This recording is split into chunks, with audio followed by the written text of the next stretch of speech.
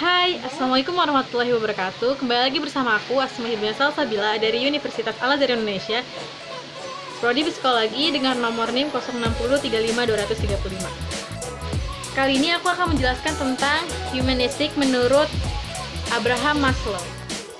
Abraham Maslow adalah seorang psikologi humanistik. Ia terkenal dengan hierarki kebutuhannya atau hierarchy of need. Abraham Harold Maslow lahir pada 1 April 1908 di Brooklyn, New York. Maslow adalah anak sulung dari 7 bersaudara yang lahir dari imigran Yahudi Rusia. Relatif tidak berpendidikan sendiri, mereka melihat belajar sebagai kunci untuk anak-anak mereka berhasil di tanah air baru mereka.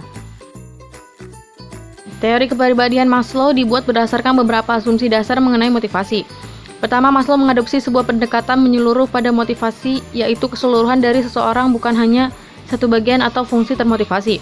Kedua, motivasi biasanya kompleks atau terdiri dari beberapa hal yang berarti bahwa tingkah laku seseorang dapat muncul dari beberapa motivasi yang terpisah. Asumsi ketiga adalah orang-orang berulang kali termotivasi oleh kebutuhan-kebutuhan. Asumsi lainnya adalah bahwa semua orang dimanapun termotivasi oleh kebutuhan dasar yang sama. Asumsi terakhir mengenai motivasi adalah bahwa kebutuhan-kebutuhan dapat dibentuk menjadi sebuah hierarki. Selanjutnya ada hierarki kebutuhan atau hierarchy of needs. Konsep hierarki kebutuhan yang diungkapkan Maslow beranggapan bahwa kebutuhan-kebutuhan di level rendah harus terpenuhi atau paling tidak cukup terpenuhi terlebih dahulu sebelum kebutuhan-kebutuhan di level lebih tinggi menjadi hal yang memotivasi. Diam kebutuhan yang membentuk hierarki ini adalah kebutuhan konatif atau cognitive needs, yang berarti bahwa kebutuhan-kebutuhan ini memiliki karakter mendorong atau memotivasi. Maslow mengungkapkan kebutuhan-kebutuhan berikut ini berdasarkan propotensi dari masing-masing.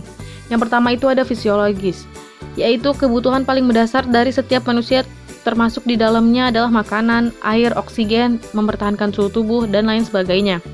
Kebutuhan fisiologis adalah kebutuhan yang mempunyai kekuatan atau pengaruh paling besar dari semua kebutuhan. Yang kedua itu ada keamanan, yaitu ketika orang telah memenuhi kebutuhan fisiologis mereka menjadi termotivasi akan kebutuhan keamanan.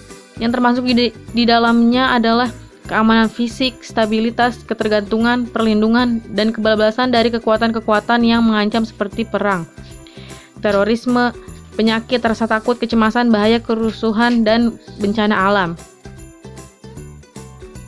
Yang ketiga itu ada cinta dan keberadaan, yaitu setelah orang memenuhi kebutuhan psikologis dan keamanan, mereka menjadi termotivasi oleh kebutuhan akan cinta dan keberadaan.